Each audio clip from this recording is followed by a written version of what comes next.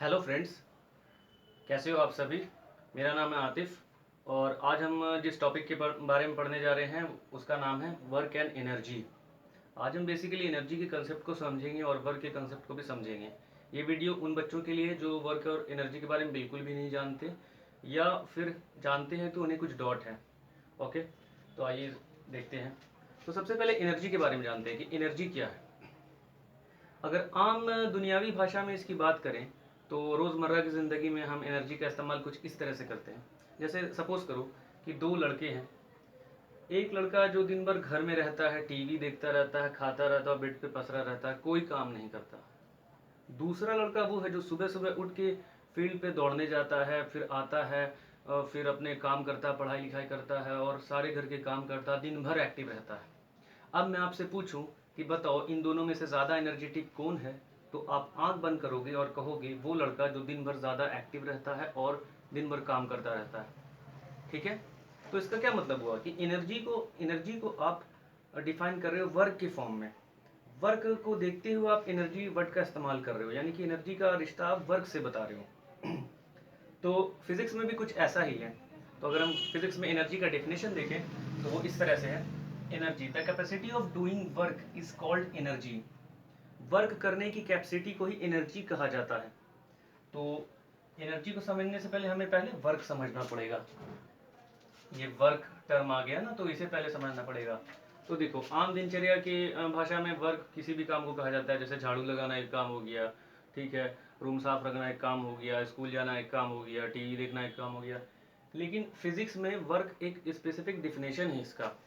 वो किस तरह से है। वर्क इज इक्वल्स टू होता है फोर्स इनटू डिस्प्लेसमेंट। फोर्स का मैग्नीट्यूड, डिस्प्लेसमेंट। आइए इसको समझते हैं एक एग्जांपल से। ये क्या कह रहा है, फोर्स इनटू डिस्प्लेसमेंट। सपोज करो कि ये ग्राउंड है, इस पे एक बॉक्स रखा हुआ है, भारी बॉक्स है, ठीक है, और एक लड़का है। ये इस पे फोर्स लगाता है इस डायरेक्शन में, एफ मैग्नीट्यूड का फोर्स लगाता है इस डायरेक्शन में। Due to this force it displaces through by S. ये कितना डिस्प्लेसमेंट कवर करता है, एस अमाउंट का डिस्प्लेसमेंट कवर करता है। कुछ मीटर, एस मीटर कुछ कवर करता है। तो वर्क कितना होगा, वर्क जो डिफाइन हुआ था, वर्क क्या होगा, जो भी आपने फोर्स लगाया जितने मैग्नीट्यूड का, वो मल्टीप्लाई कर दो उसको जितना भी डिस्प्लेसमेंट हुआ है उससे। ठीक है, तो एक चीज और समझ लो कि मान लो कि ये ग्राउंड पे बॉक्स रखा हुआ है। अब मैं आपको इसे फील दिलाता हूँ थोड़ा सा। ये ग्राउंड पे बॉक्स रखा हुआ है, इस लड़के ने इस पे फोर्स लगाया, खूब फोर्स लगाया, लेकिन ये डिस्प्लेस नहीं हुआ। मैंने आपसे पूछा कि इसने कोई वर्क किया या नहीं। आप बोलोगे सर भले ही इसने फोर्स लगाया हो या ना लगाया हो, बॉक्स तो वहीं का वहीं है, मुझे तो कुछ काम होता नहीं दिख रहा। नहीं सर, बॉक्स वहीं का वहीं, इसने कोई काम नहीं किया है। हालांकि इसने फोर्स लगाया लेकिन इसने कोई वर्क नहीं किया है।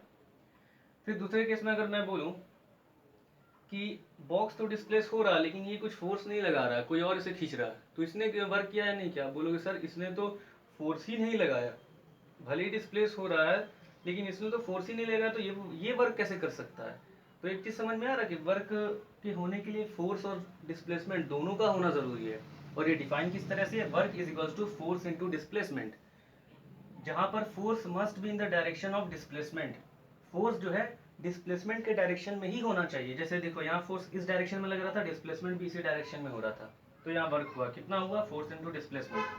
ठीक है, अब इसका ऐसा यूनिट देखते हैं वर्क का। तो फोर्स का ऐसा यूनिट होता है न्यूटन, डिस्प्लेसमेंट का मीटर, तो वर्क का हो जाता है न्यूटन मीटर, इसी को जूल कहा जाता है। अब आप बोलोगे सर जूल तो एनर्जी का ऐसा यूनिट होता है। जी हाँ, एनर्जी का होता है और वर्क का भी होता है। तो एनर्जी और वर्क ऑलमोस्ट सेम चीज़ है, बस थोड़ा सा अंतर ये है कि वर्क एक तरह का तरीका है एनर्जी को एक फॉर्म से दूसरे फॉर्म में ट्रांसफॉर्म करने का या कन्वर्ट करने का। जैसे सपोज करो कि ग्राउंड पे एक भरा हुआ सिलेंडर रखा हुआ है, वो वर्टिकल नहीं है, हॉरिजॉन्टल रखा हुआ है, और एक लड़का उसे धकेलता है। वो छोटा सा बच्चा वो उसे धकेलने की कोशिश करता है, उसे मूव करने की कोशिश करता है, तो क्या करता है, मस्कुलर एनर्जी लगाता है, मस्कुलर एनर्जी लगाता है और वो उसे पुश करता है, वो फिर लुढ़कने लगता है। ठीक है, तो उसने कुछ मस्कुलर एनर्जी लगाई, वो थका, और वो एनर्जी गई कहाँ, वो एनर्जी खर्च हुई वर्क करने में, उसके उस एनर्जी के द्वारा वर्क किया गया। और जिस पर वर्क हुआ यानी कि सिलेंडर, उसने एनर्जी गेन किया। कैसे गेन किया, वो पहले रेस्ट पे था, मूव करने लगा, यानी कि उसके पास कुछ काइनेटिक एनर्जी आ गई। तो समझ रहे हो, वर्क क्या है? एनर्जी को एक फॉर्म से दूसरे फॉर्म में ट्रांसफॉर्म करने का एक तरीका है। और एनर्जी क्या है? Energy the capacity of doing work is called energy. Work करने की कैपेसिटी को ही एनर्जी कहा जाता है। मतलब एनर्जी आपके पास है या नहीं ये कैसे पता लगता है? आप अगर वर्क कर सकते हो तो आपके पास एनर्जी है। कौन सा वर्क? ये फोर्स इनटू डिस्प्लेसमेंट। अगर आप ये कर सकते हो तो आपके पास एनर्जी है। आपके पास कितनी एनर्जी है? तो जितना आप वर्क कर सकते हो उतनी एनर्जी आपके पास है। इसीलिए दोनों का यूनिट सेम है। और एनर्जी के डेफिनेशन में डायरेक्ट वर्क ही इस्तेमाल किया गया, ना कि किसी अलग फॉर्मूले की तरह वर्क इनटू समथिंग करके डायरेक्टली यूज किया गया। यानी सीधा सीधा एनर्जी को डिफाइन किया गया वर्क की तरह। आपके पास एनर्जी है यानी कि आप वर्क कर सकते हो। आप वर्क कर रहे हो यानी कि आपके पास एनर्जी है।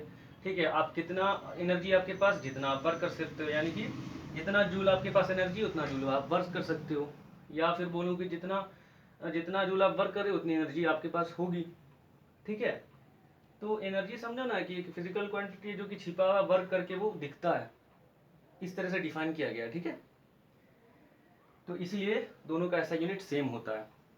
और वर्क क्या एक तरह का तरीका जिससे एनर्जी को एक फॉर्म से दूसरे फॉर्म में ट्रांसफॉर्म किया जाता है। और एक बात याद रखना कि जो भी ऑब्जेक्ट या आदमी वर्क करता है उसकी एनर्जी घटती है, और जिस पर वर्क किया जाता है वो एनर्जी गेन करता है। जैसे सिलेंडर वाले केस में हमने देखा था, वो बच्चा उसे पुश कर रहा था सिलेंडर को, तो वो मस्कुलर एनर्जी लगा रहा था, वो थकता है थोड़ा, वो एनर्जी खर्च होती है, और वो एनर्जी जाती क्या? उसके द्वारा वो वर्क करता है। वर्क जिस पर करता है यानी कि सिलेंडर पर, वो एनर्जी गेन करता है। पहले रेस्ट पे रहता है, फिर वो मोशन में आ जाता है, यानी कि उसके पास कुछ काइनेटिक एनर्जी आ जाती है। तो याद रखना, जो वर्क करेगा उसकी एनर्जी घटेगी, और जिस पर वर्क किया जाएगा उसकी एनर्जी बढ़ेगी। ठीक है, अब आप बोलोगे सर आपने फोर्स इनटू डिस्प्लेसमेंट कहा है, जहाँ force must be in the direction of displacement. तो बताइए वो जो हमने फॉर्मूला पढ़ा एफ एस कॉस थीटा, ये कहाँ से आ गया सर? तो देखो भाई वो कहाँ से आया, दोनों चीज़ सेम ही है, अभी आपको समझ में आ जाएगा। हमने एक एग्जांपल लिया, ये ग्राउंड पे एक भारी भारी बक्सा, भारी बॉक्स है ठीक है, और यहाँ पे एक लड़का है। मैंने ड्रॉ नहीं किया क्योंकि फिगर गंदा हो जाएगा। और मैं उस लड़के को कहता हूँ कि इसे पुल करो अपने तरफ, खींच करके इस पोजीशन से इस पोजीशन पे लेके जाओ। तो वो लड़का एक रस्सी स्ट्रिंग बांध के उसे खींचता है अपनी तरफ ग्राउंड पे। वो इस डायरेक्शन में खींचता है, हॉरिजॉन्टल डायरेक्शन से कुछ थीटा एंगल बना के खींचता है। तो जब वो खींचता है तो वो इस तरफ खींचता है, लेकिन बॉक्स बॉक्स जो है इस डायरेक्शन में मूव करता है, यानी कि वो फोर्स तो इस डायरेक्शन में लगा रहा है लेकिन डिस्प्लेसमेंट इस डायरेक्शन में होता है। अब मैं आपसे पूछूं कि इसने वर्क किया कि नहीं किया? आप बोलोगे सर तो फोर्स लगाया है, डिस्प्लेसमेंट भी हुआ, तो वर्क हो सकता है, लेकिन आपने बोला कि force must be in the direction of displacement. तो ऐसा तो नहीं है, वो उधर फोर्स लगा रहा है, डिस्प्लेसमेंट हॉरिजॉन्टल डायरेक्शन में हो रहा है। लेकिन मैं कहूँ कि नहीं, यहाँ भी वो वर्क कर रहा है। कैसे कर रहा है? तो देखो, जब ये रेस्ट पर था, फिर वो जब डिस्प्लेसमेंट लिया, मूव करने लगा, तो न्यूटन्स फर्स्ट लॉ क्या कहता है? कोई भी ऑब्जेक्ट अपने स्टेट ऑफ मोशन में तब तक बना रहता है जब तक उस पर कोई एक्सटर्नल नेट फोर्स एक्ट ना करे, यानी कि उस पर कोई बाहरी फोर्स जब तक नहीं लगेगा तो वो मूव ही नहीं कर सकता। तो ये बॉक्स इस डायरेक्शन में मूव किया, यानी कि इस पर कोई इस डायरेक्शन में फोर्स लगा है। अब हमें नहीं पता कि वो फोर्स क्या है, तो हमने एफ डैश मान लिया है। ठीक है, तो अब देखो हमें दिया हुआ कि एफ फोर्स, माना कि एफ फोर्स उसने लगाया इस डायरेक्शन में, कुछ थीटा एंगल हॉरिजॉन्टल के साथ बना के, और डिस्प्लेसमेंट जो उसने कवर किया एस। ये तीन चीज़ हमें पता है, हमें एफ डैश नहीं पता है। तो हम एफ डैश के द्वारा किया गया वर्क कैसे निकालेंगे, है ना? तो वर्क के फॉर्मूला में क्या, फोर्स इनटू डिस्प्लेसमेंट, डिस्प्लेसमेंट पता है एस, लेकिन एफ डैश नहीं पता, तो हमें पहले वो पता करना होगा। तो कैसे पता करेंगे? तो देखो, इस पॉइंट से, माना कि ये ए पॉइंट है, यहाँ से हमने एक परपेंडिकुलर ड्रॉ किया ए बी। ठीक है, तो अब ये एक राइट एंगल ट्राइंगल बन गया है। ठीक है, तो राइट एंगल ट्राइंगल में अगर देखो, हमें क्या पता करना, एफ डैश। हमें पता क्या है, हमें हाइपोटेन्यूज पता है, एफ पता है, हमें थीटा एंगल पता है, और हमें हॉरिजॉन्टल डायरेक्शन में क्या फोर्स है यानी कि बेस, वो पता करना। तो हमारे पास एक फॉर्मूला होता है ट्रिगोनोमेट्री का, cos theta is equals to base upon hypotenuse. Base क्या है इस केस में, एफ डैश है, और हाइपोटेन्यूज क्या है, एफ है। ठीक है, तो this implies that F dash कितना आ जाएगा, by cross multiplication F cos theta, F dash is equals to F cos theta. जाहिर सी बात है ना, जब ये एफ नहीं था तो ये एफ डैश भी नहीं था। तो जाहिर सा बात है कि एफ डैश जो पैदा हुआ ये इस एफ फोर्स की वजह से ही पैदा हुआ है। तो इसलिए उसके इक्वेशन में एफ तो आना ही आना है। तो हमें एफ पता था, थीटा पता था, एस पता था, एफ डैश नहीं पता था, वो पता चल गया। F dash is equals to क्या है, एफ कॉस थीटा है। तो अब हमें डिस्प्लेसमेंट के डायरेक्शन में फोर्स पता चल गया जो कि है एफ कॉस थीटा। तो अगर हम work done by this F dash force निकालें तो क्या हो जाएगा, work done is to force जो कि था एफ डैश इंटू डिस्प्लेसमेंट। यही तो हम कैलकुलेट कर रहे थे, एफ डैश नहीं पता था, वो पता चल गया, उसका वैल्यू रख दिया तो क्या हो गया F cos theta into S. इसी को सजा के लिख देते हैं तो ये हो जाएगा एफ एस कॉस थीटा।